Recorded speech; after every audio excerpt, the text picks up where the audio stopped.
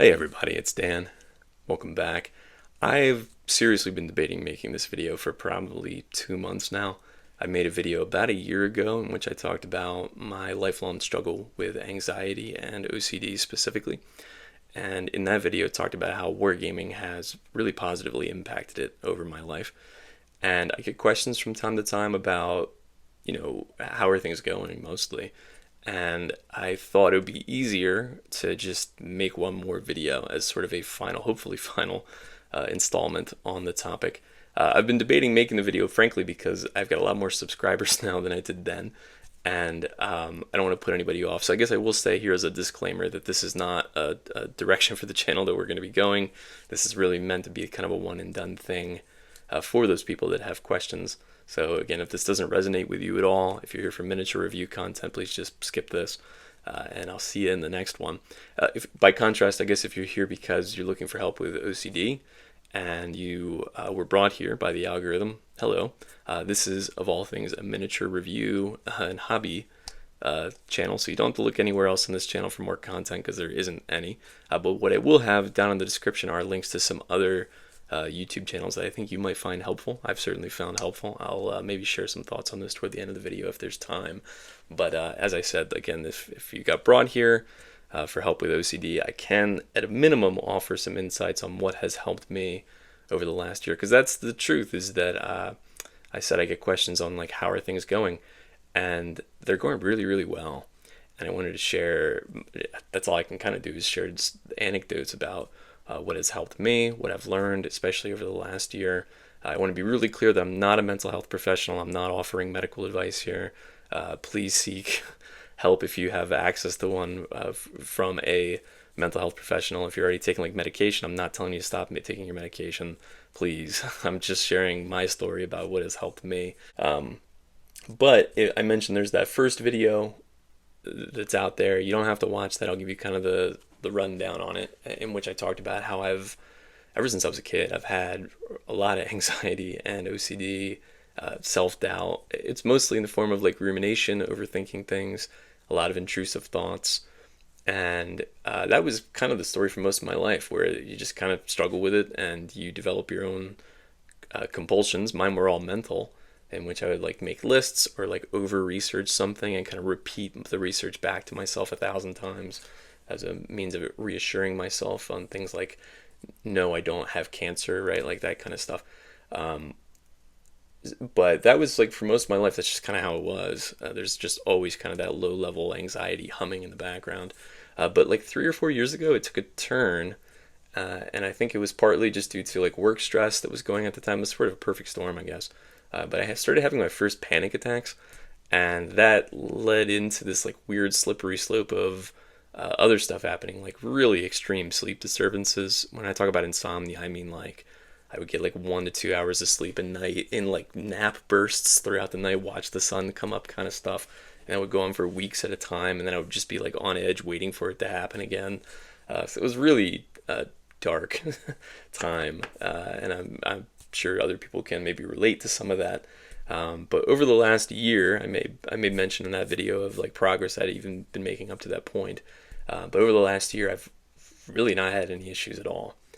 Which isn't to say I don't experience anxiety. We'll talk about that in a minute. But it has to do with how I'm responding to it now and how my quality of life has massively improved, again, over the last year, just from some stuff that I've learned. So I think I can lay it out in 5 steps, or 5 things. I don't know if I want to call them steps, but I'll call them 5 points. And we like lists in the OCD world. So that's the one bit of list making catharsis I can offer you, is we're going to make a list here. So what's point number 1? I think these are kind of going to build on each other too. At least they did for me, where I really I couldn't grasp point 2 until I really came to grips with point 1, and then so on. So we'll see what we can come up with here. Point number 1.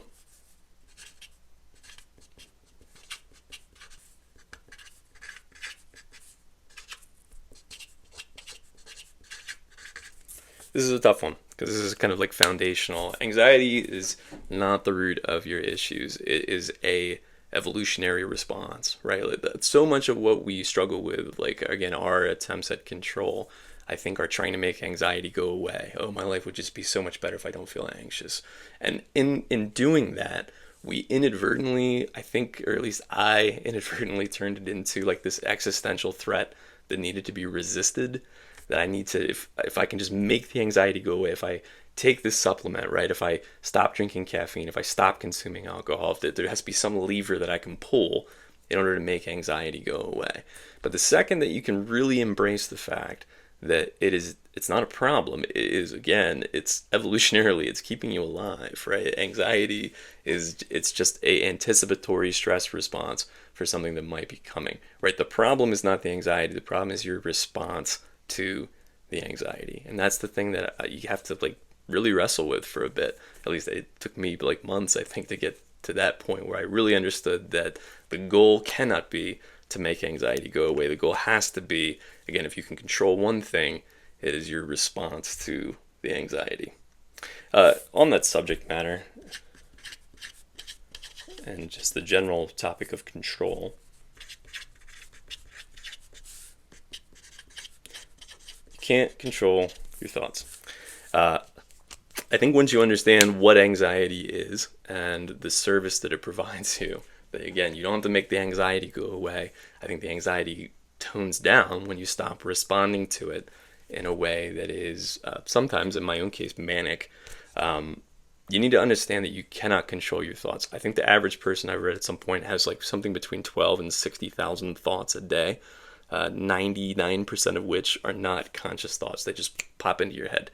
And so intrusive thoughts specifically, I think, are something that we struggle with a lot in this community. And trying to control thoughts, trying to suppress thoughts, distract ourselves from thoughts it causes a lot of our suffering. And so the moment that you understand, first of all, that because of what I just mentioned, that like 99% of thoughts that pop into your head are not ones that you generated. Your brain's a machine. It's just generating thoughts constantly all day long. You can't help but think, right? You can just sit there and try to not think of anything and watch how fast a thought pops into your head that you did not consciously create, right? So the moment you accept that and you separate yourself, your consciousness, from the thoughts that your brain is generating, you'll start to understand that it's, again, your response to anxiety, your response to intrusive thoughts that is causing a lot of this stress and these anxiety spirals. I've found early on that like labeling helped a little bit. We'll talk a little bit more about that. Like, again, if an intrusive thought pops into your head, you label it. You don't call it an OCD thought. Maybe call it like a murder thought, right? Whatever it is that popped into your head that scares you. Like, oh my God, why did I have that thought? It does help sometimes to start labeling it to help you get accustomed to not responding, not trying to do anything about the thought other than just putting a little label on it. That helps initially. I do think you need to kind of graduate away from that with time, if you can. But again, trying to categorize things that way instead of controlling the thoughts, I think is really, really helpful. Not to mention the fact that, like, at a philosophical level, because of, again, 99% of your thoughts are just automated thoughts, really all thoughts are intrusive thoughts, right? Like, I didn't invite, even if it's a positive thought, right? I might be thinking about a sip of a delicious, glass of Coca-Cola, right?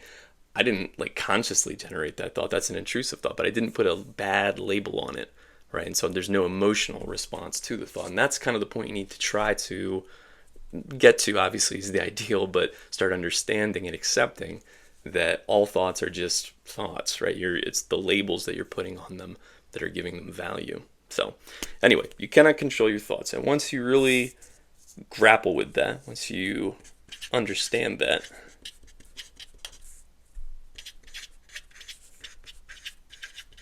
I don't want to veer too far out of my lane here. And I'll be really careful in saying, like, again, this is what I did. This is what has helped me. I don't want to be too prescriptive. But I think for a lot of us with generalized anxiety disorders, certainly with OCD, but again, I don't want to veer too far out of that lane.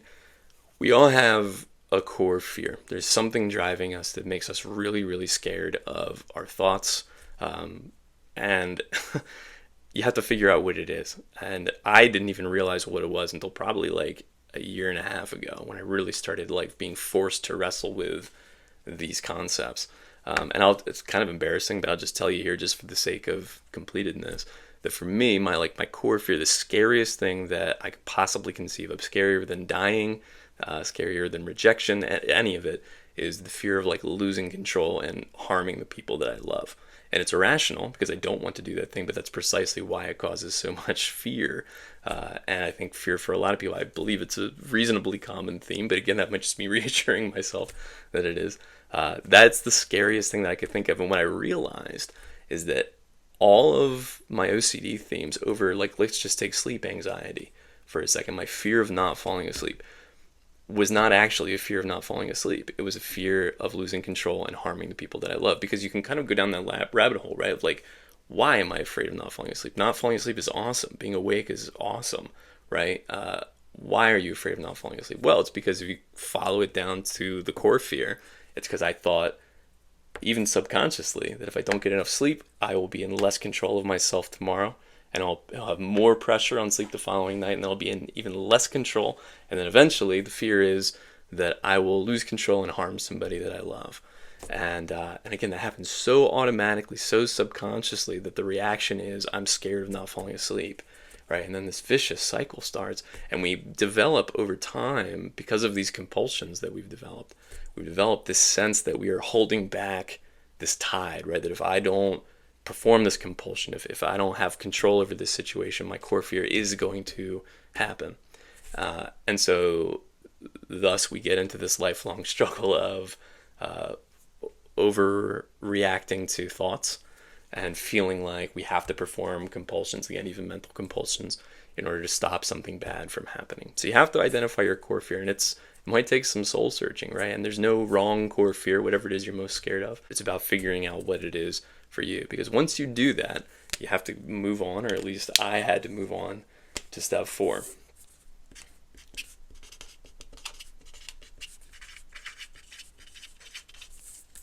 It might happen. And that's not to say that it will happen. It's not to say that you want it to happen. It's to say that you are in...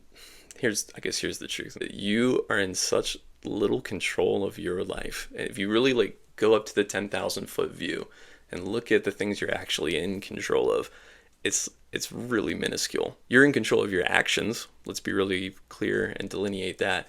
You're in control of your actions. You're not in control of outcomes, right? You can be the healthiest person alive, do everything correct, and you could die of a brain aneurysm in 10 seconds, right? You can't control that. You can only control your actions, right? You can be the best possible worker. You can get all the degrees that you want to get. You can put in 80 hours a week at work, and you can still get fired tomorrow morning for something dumb and outside of your control. That's the piece that you need to start understanding, is that you are not in control of outcomes. And again, we'll stick with my core fear for a second of feeling like if I'm not in control, then I will lose control and potentially harm the people I love. Getting to a place where I accepted that, yes, that could happen. Again, it's unlikely to happen, but it could happen. And if it happened, it would be beyond my control, right? By definition, right? That if I lose control and harm the people that I love, I have lost control, and I can't stop that from happening, right? And so that's the place that you need to get to. Whatever your core fear is, you need to begin accepting that it might happen. And exposures are a big part of this, I think, within the OCD community. I'll give you, again, one example, which is that, like, for me, I was really triggered by, like, knives, weapons, right? Like, I didn't want to be around knives because it would trigger me. It would make me feel like, oh my God, like, now I'm having intrusive thoughts. The irony, going back to thoughts, by the way, is that most of your intrusive thoughts that you've labeled as bad, this is my personal opinion, again, I'm not a medical expert, but anecdotally, if you put the words, be careful because you might, in front of the intrusive thought, I think that's what your brain is actually telling you. It's not telling you, stab your family with the knife. It's saying, be careful because you might stab your family with the knife, right? And so it's scary. It's still a scary thought, but it changes the dynamic a bit. Remember, anxiety is a threat response system. It's trying to identify threats in the world to keep you safe, especially from the thing you are most afraid of. And so as we respond to these thoughts, what we're teaching our brain is, oh, that's something to pay attention to. That's really important. And then as we respond emotionally to it, it's labeling it as, oh, this is way more important than I realized at first. And down the rabbit hole we go. So the more you resist, it's like a finger trap, right? You know those like novelty toys where when you pull apart, it becomes just impossible, more and more difficult to pull apart. You have to lean into it. You have to, and it's the simplest and scariest thing you're ever gonna do. But you have to accept that it could happen. Now, once you've done that groundwork, or once I did that groundwork, here's what you do. Here's the final step. This is it. It's all built up to this.